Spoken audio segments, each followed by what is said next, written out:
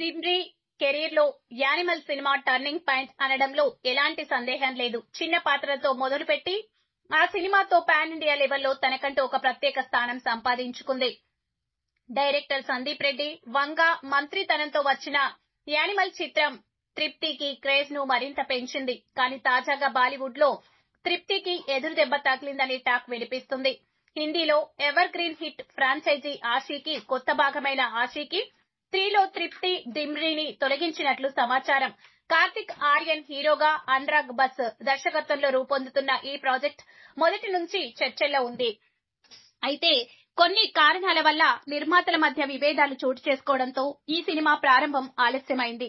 ఇదే సమయంలో తృప్తి స్థానాన్ని శార్వరి భర్తలేయ అనే మరో బాలీవుడ్ బ్యూటీ తీసుకున్నట్లు తెలుస్తుంది. ఇప్పటి టాక్ ప్రకారం ఆషీకి 3లో కార్తిక్ ఆర్యన్ సరసన శార్వరి కనిపించనుంది. అయితే ఈ సమాచారంపై అధికారిక ప్రకటన రాలేదు.